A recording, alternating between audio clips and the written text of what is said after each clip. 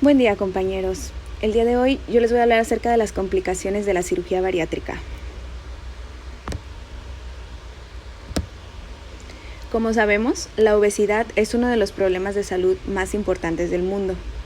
Debido a la creciente prevalencia de la obesidad, junto con el elevado número de personas que no responden a los medicamentos ni a los cambios de estilo de vida, esto ha llevado a una gran evolución y a un gran éxito de la cirugía bariátrica. Hoy en día, la cirugía bariátrica es el tratamiento más eficaz para la obesidad grave. Esta está asociada con una pérdida de peso significativa y sostenida y es más eficaz, como ya lo dije, que los cambios en el estilo de vida o cualquier tratamiento médico. La cirugía bariátrica no solo implica una pérdida de peso, sino que también mejora el control glicémico y reduce la mortalidad por enfermedad cardiovascular, entre otros beneficios.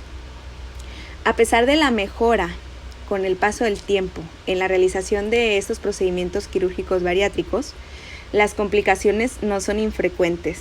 De hecho, hay una serie de complicaciones únicas que surgen en esta población de pacientes y que requieren conocimientos específicos para un manejo adecuado. A lo largo de esta exposición vamos a ver cuáles son las complicaciones más comunes, cómo identificarlas y cuál es su manejo. El bypass gástrico en Y de Roux, la gastrectomía en banda y la banda gástrica son los procedimientos bariátricos más comúnmente realizados en la actualidad. Estos procedimientos han sido categorizados como restrictivos, malabsortivos y mixtos. Los restrictivos implican la gastrectomía en banda y la banda gástrica. En cuanto al bypass gástrico, este es un procedimiento mixto. ¿Por qué? Porque la banda gástrica y la gastrectomía en manga solo alteran la anatomía del estómago, mientras que el bypass gástrico en Y de Roux implica alteraciones anatómicas no solo del estómago, sino también del intestino. Además de una pérdida de peso sustancial, se sabe que la cirugía bariátrica tiene efectos profundos en el metabolismo. El más sorprendente de estos efectos es la marcada resolución de la obesidad y también puede haber resoluciones en las complicaciones asociadas como diabetes, hipertensión, dislipidemias. Hay diversos cambios metabólicos como por ejemplo el aumento de la secreción postprandial de hormonas intestinales de las células L, como lo es el péptido similar al glucagón 1 y el péptido YY. Estos son sustancias que atraviesan la barrera hematoencefálica y ayudan a mejorar la señalización de saciedad. ¿Qué quiere decir esto? Que los pacientes van a sentirse satisfechos más pronto. También estas hormonas nos ayudan a ralentizar el vaciado gástrico y a aumentar la secreción de insulina. También va a haber alteraciones de los ácidos biliares en el plasma.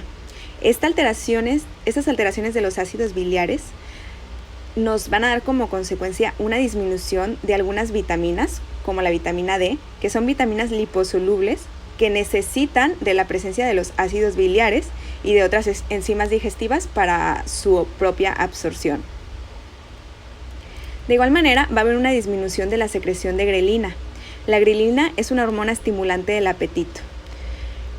Como una consecuencia de la extirpación del fondo gástrico que finalmente da como resultado la supresión del apetito y una baja ingesta nutricional, la disminución de la grelina nos va a dar estos cambios.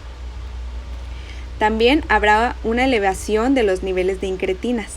Las incretinas son secretadas por las células endocrinas de la mucosa intestinal en respuesta a la comida y estas son las responsables hasta en un 60% de la secreción de insulina. Por lo cual, al haber una elevación de las incretinas, habrá una elevación de la insulina. De igual manera, va a haber cambios en el microbioma intestinal. En este cuadrito que viene en un artículo que está referenciado en la misma diapositiva, se nos resumen cuáles son todos los procedimientos bariátricos realizados hoy en día, cuáles son sus mecanismos de acción. Aquí podemos ver que la mayoría tiene cambios en las hormonas que acabo de mencionar, en una disminución de la grelina, una disminución de la resistencia a la insulina, una disminución del hambre, un aumento de la saciedad y entre otros cambios. En este cuadrito, que está muy interesante, también nos indica qué esperamos de acuerdo a pérdida de peso en un plazo de 2 años de cada uno de los procedimientos. También los efectos que va a tener cada procedimiento en cuanto a diabetes mellitus tipo 2, esto para recomendar al paciente de acuerdo a sus comorbilidades y cuáles son sus complicaciones más comunes.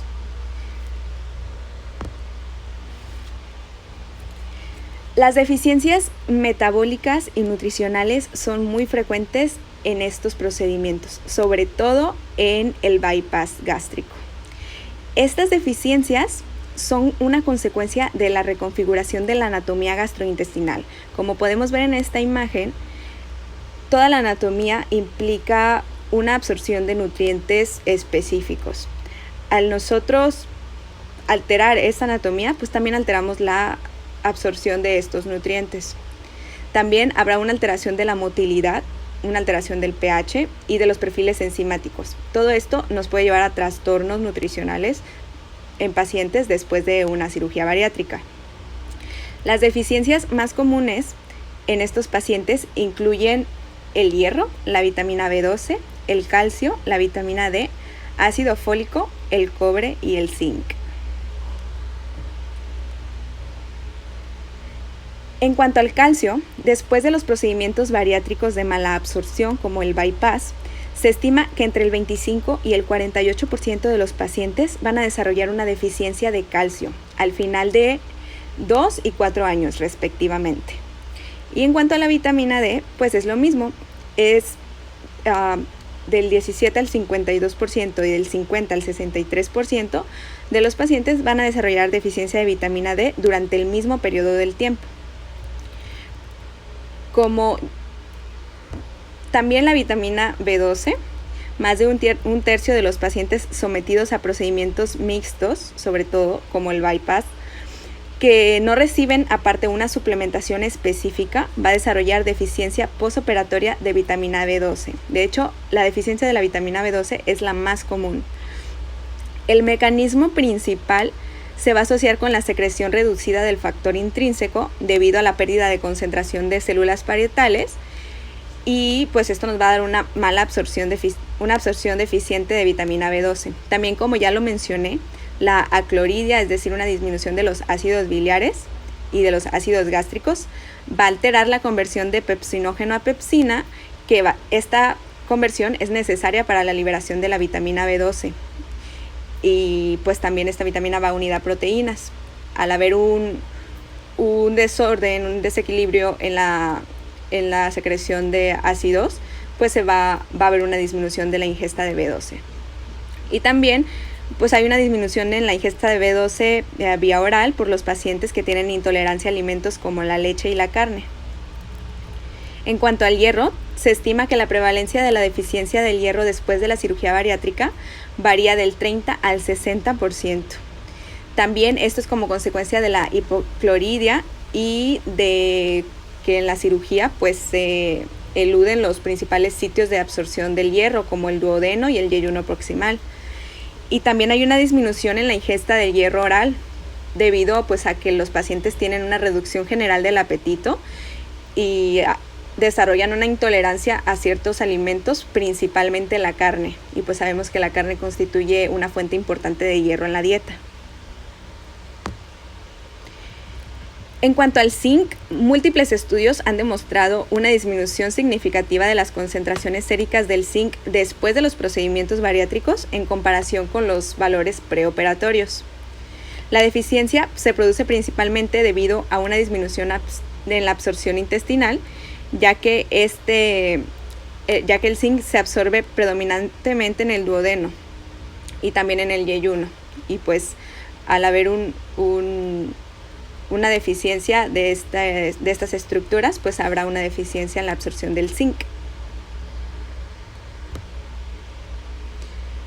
En esta tablita que encontramos en el artículo que está referenciado, podemos encontrar cuáles son algunas deficiencias de vitaminas después de la cirugía bariátrica y sus síntomas más comunes. estos pacientes, al tener una deficiencia de nutrientes, estas deficiencias se pueden manifestar en diferentes síntomas como problemas de retinopatía, de conjuntiva, problemas dermatológicos sobre todo, también pérdida de cabello, su sistema inmune está debilitado, están débiles, pueden tener desórdenes neuromusculares, fracturas, entre otras cosas.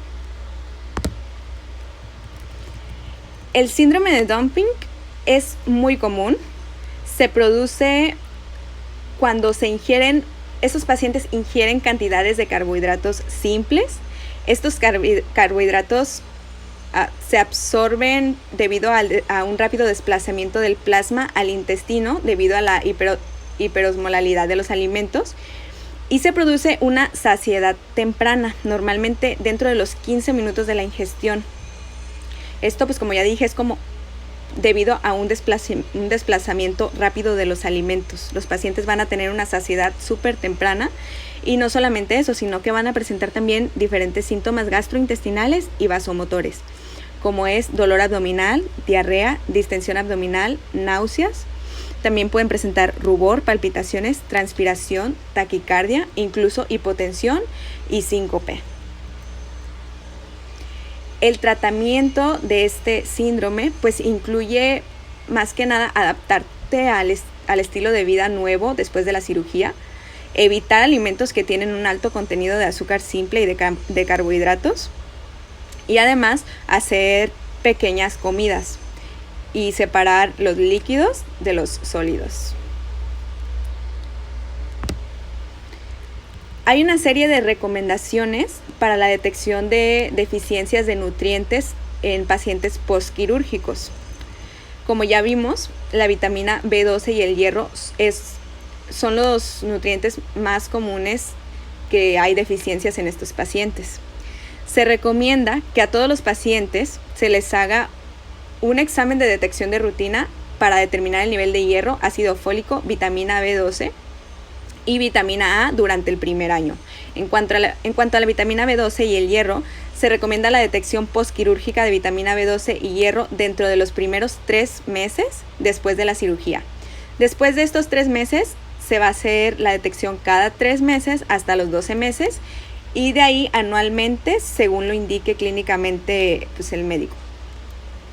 El estado del hierro en los pacientes debe controlarse mediante un hemograma completo, panel de hierro, capacidad total de unión de hierro, ferritina y transferrina, igual junto con los signos y síntomas clínicos. En cuanto a la vitamina A, los pacientes deben someterse a pruebas de detección de deficiencia de vitamina A en el primer año, sobre todo aquellos pacientes que fueron sometidos a un bypass gástrico. Igual el zinc, los pacientes post-bypass son los más propensos a tener una deficiencia en el zinc y en la vitamina A. Por lo tanto, se recomienda que al menos una vez al año se lleve un control de este nutriente.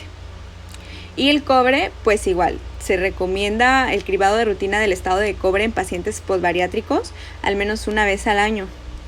Incluso si hay una ausencia de signos clínicos o síntomas de deficiencia, tiene que haber siempre un control. Y bueno, pasando ya las complicaciones nutricionales, comenzamos con las complicaciones que tienen que ver con la anatomía y con la naturaleza del procedimiento. Una de las complicaciones es la ulceración anastomótica. Esta es común en el bypass gástrico. Ocurre hasta en el 16% de los pacientes y puede ocurrir en cualquier momento posoperatorio. Sí, puede ocurrir desde el primer día posoperatorio hasta después de un año. Es diagnosticado por endoscopia superior y se encuentra típicamente en la cara yeyunal de la anastomosis. Decía un estudio que los pacientes suelen estar asintomáticos, lo cual nos va a sugerir que la incidencia puede ser todavía mayor, pues hay pacientes que son asintomáticos y no se dan cuenta que tienen esta ulceración.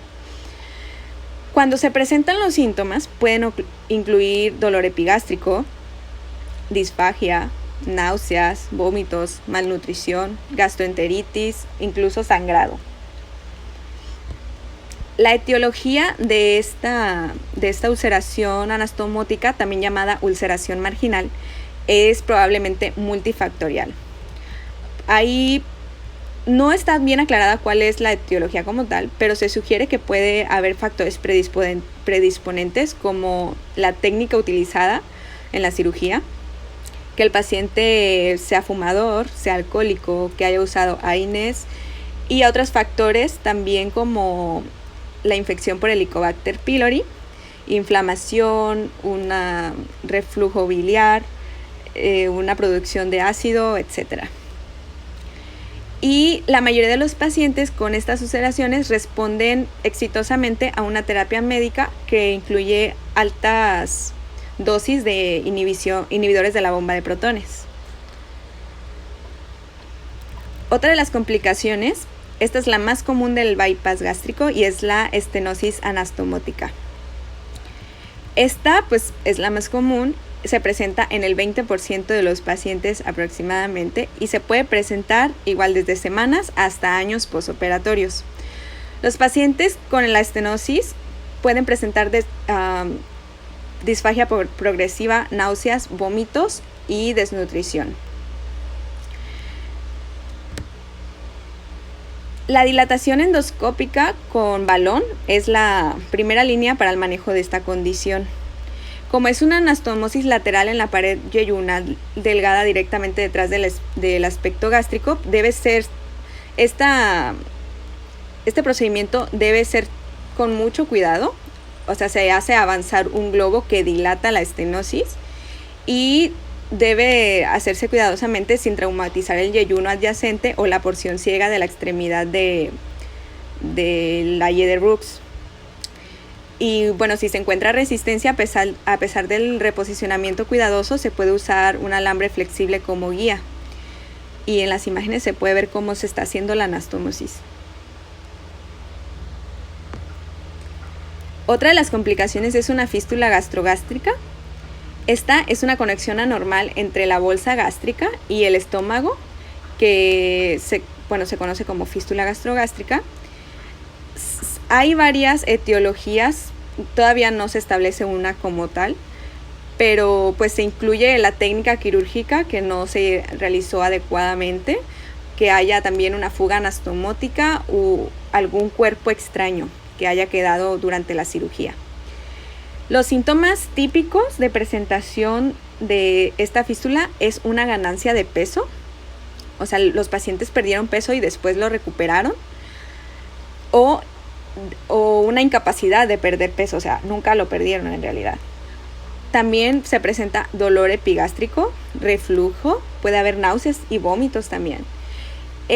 Esta fístula, al detectarse, puede tratarse de forma conservadora con terapia de inhibidores de la bomba de protones y asesoramiento dietético. Si los síntomas persisten, pues está indicado un cierre quirúrgico.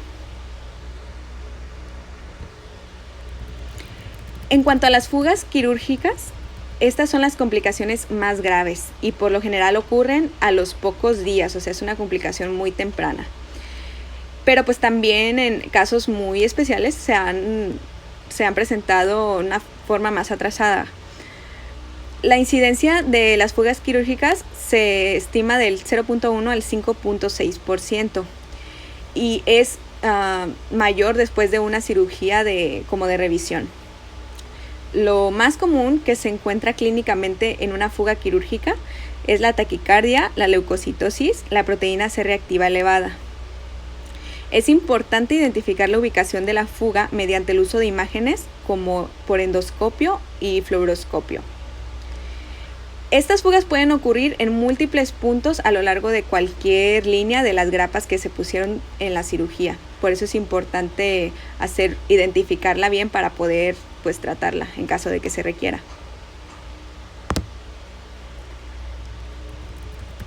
En cuanto a la colelitiasis, la enfermedad de cálculos biliares es muy común después también del bypass gástrico. Se estima que ha llegado a ocurrir desde el 28 hasta el 71% de los pacientes dentro de los 6 meses después de la cirugía. y hasta el 40% de estos pacientes son sintomáticos, de hecho.